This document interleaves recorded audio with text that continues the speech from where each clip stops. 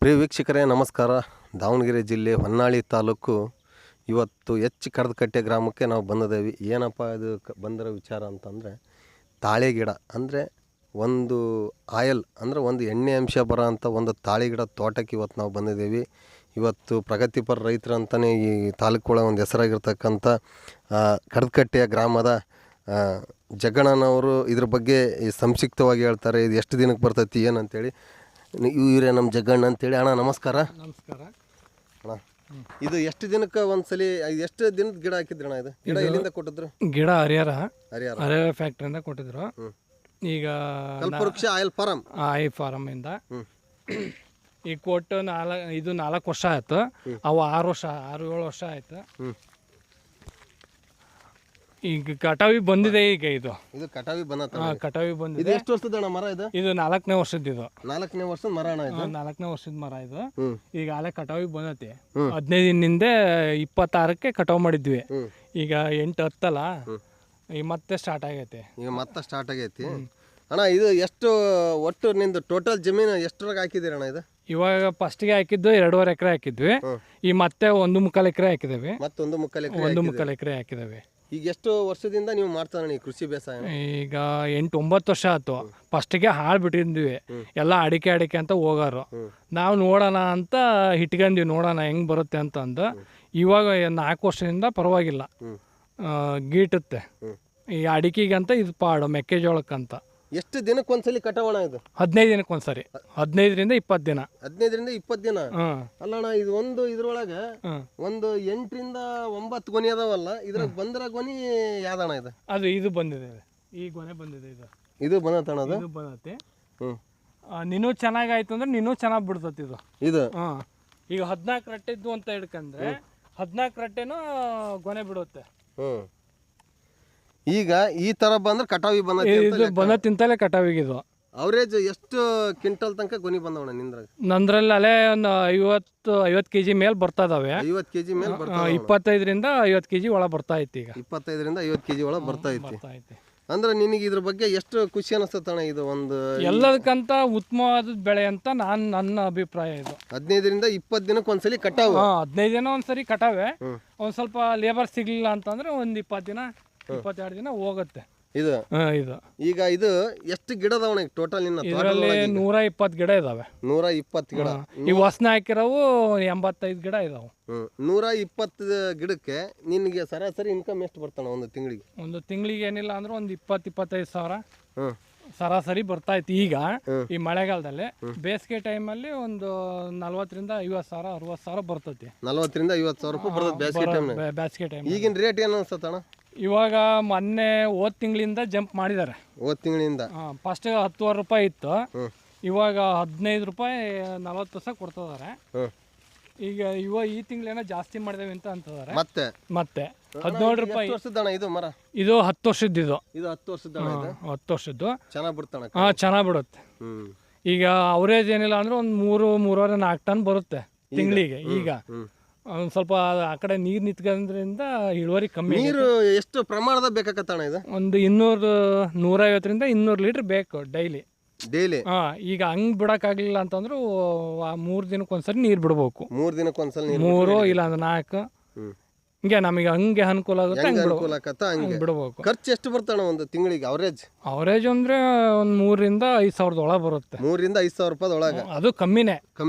ಸರಾಸರಿ ಟೋಟಲ್ ನಿನಗೆ ಆದಾಯ ಒಂದು 20-25 ಸಾವಿರ ರೂಪಾಯಿ ಉಳಿಯುತ್ತೆ. ಅವರೇಜ್ ಅಂದ್ರೆ ಅಡಿಕೆಗಿಂತ ಮುಂದಾತಲ್ಲಣ್ಣ?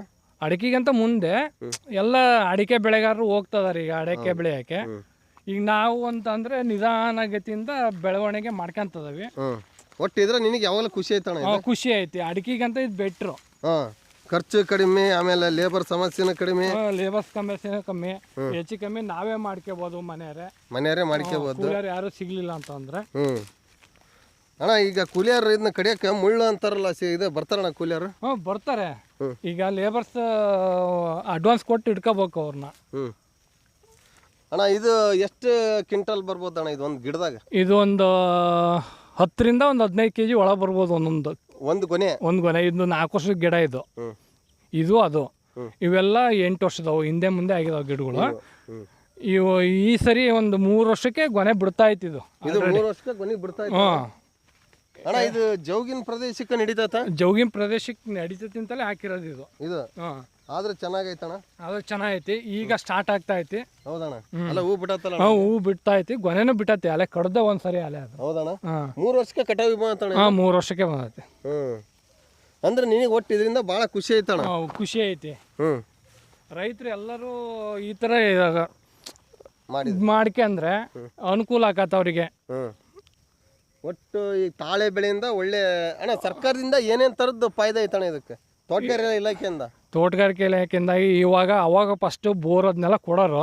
ಇವಾಗೆಲ್ಲ ಹಣ್ಣು ಕೊಟ್ಟ ಮೇಲೆ ಬೋರು ಕೊಡ್ತಾರೆ. ಆಮೇಲೆ ಗೊಬ್ಬರ ಕೊಡ್ತಾರೆ 3 ವರ್ಷ ಸಣ್ಣ ಗಿಡಗಳಿಗೆ. ಇನ್ಕಮ್ ಇದೆ ನಾವು ಮಾಡ್ಕೊಂಡಂಗೆ. ಹಾಂ, ಈಗ 1 ಎಕರೆಗೆ ಎಷ್ಟು ಗಿಡ ಕುತ್ಕೊಂತಣ್ಣ ಇದು? 1 ಎಕರೆಗೆ 58 ಗಿಡ ಕುತ್ಕೊಂತ? 58 ಗಿಡ ಕೂರುತ್ತೆ. 3 ವರ್ಷಕ್ಕೆ ಕಟಾವ್ ಸ್ಟಾರ್ಟ್ ಆಗತ್ತೆ? ಹಾಂ, 3 ವರ್ಷಕ್ಕೆ ಕಟಾವ್ ಸ್ಟಾರ್ಟ್ ಆಗಿದೆ ಇದು. ಅದೇ ಸ್ಟಾರ್ಟ್ ಆಗೈತೆ.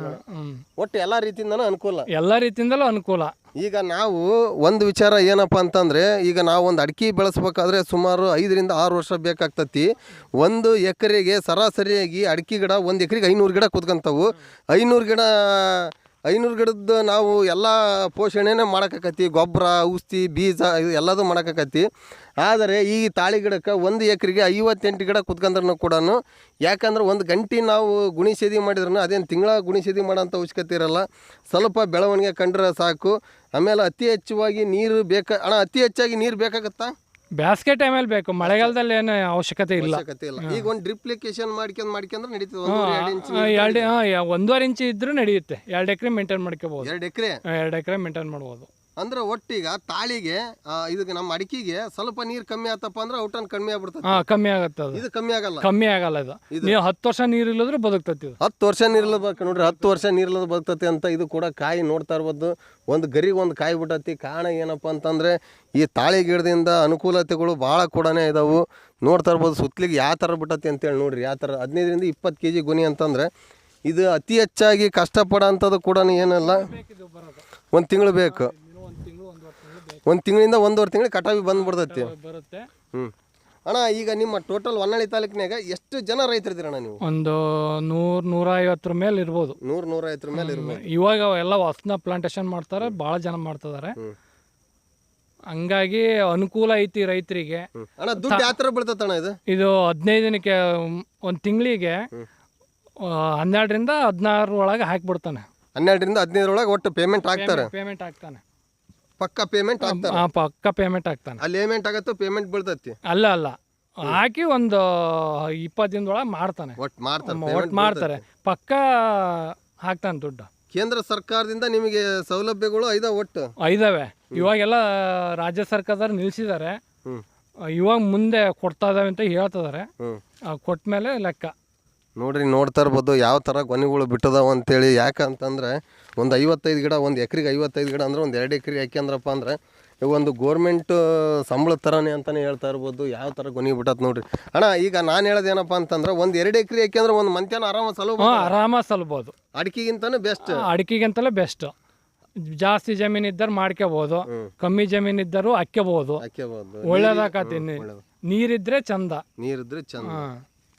ನೋಡ್ರಿ ನಮ್ಮ ಜಗ್ಗಣ್ಣರು ಇಷ್ಟೋ ತನಕ ಇದ್ರ ಬಗ್ಗೆ ಸಂಕ್ಷಿಪ್ತವಾಗಿ ಹೇಳಿದ್ದಾರೆ. ನಾನು ಹೇಳೋದೇನಪ್ಪ ಅಂತಂದರೆ ಅತಿ ಹೆಚ್ಚಾಗಿ ನಮ್ಮ ರೈತಾಪಿ ಜನ ಏನು ಮಾಡ್ತಾರಪ್ಪ ಅಂದರೆ ಲಕ್ಷಾಂತರ ರೂಪಾಯಿ ಖರ್ಚು ಮಾಡಿ ಅಡಿಕೆ ಹಾಕೋದ್ಕಿಂತ ಈ ನಮ್ಮ ತೋಟಗಾರಿಕೆ ಇಲಾಖೆಯಿಂದ ಬೋರ್ವೆಲ್ ಐತಿ, ಆಮೇಲೆ ಗುಂಡಿ ಇದನ್ನು ಕೊಡ್ತಾರೆ, ಎಲ್ಲ ಥರದ್ದೊಂದು ಗಿಡ ಹಾಕೋಂಥದ್ದು ಕೊಡ್ತಾರೆ. ಆಮೇಲೆ ಗೊಬ್ಬರ ದುಡ್ಡು ಕೂಡ ಕೊಡ್ತಾರೆ. ಬೆಳೆ ಕಟಾವು ಅಂತೇಳಿ ಅದನ್ನು ಕೂಡ ಕೊಡ್ತಾರೆ. ತಾಳಿ ಗಿಡದಿಂದ ಭಾಳ ಅತಿ ಉತ್ತಮವಾದಂಥ ಲಾಭ ಕೂಡ ಐತಿ. ಈಗಿನ ಜನ್ರೇಷನ್ನಿಗೆ ಬರೀ ಅಡಿಕೆ ಅದು ಇದು ಹೋಗೋದಕ್ಕಿಂತ ಸ್ವಲ್ಪ ತಾಳಿಗಡಿಗೆ ಗಮನ ಕೊಟ್ಟರೆ ಒಳ್ಳೆಯದು ಅಂತ ನಮ್ಮ ಜಗ್ಗಣ್ಣರು ಹೇಳ್ತಾರೆ. ಸಬ್ಸ್ಕ್ರೈಬ್ ಮಾಡಿರಿ, ಶೇರ್ ಮಾಡಿರಿ. ಹಸಿರು ಶಾಲ್ ಚಂದ್ರಪ್ಪ. ನಮಸ್ಕಾರ.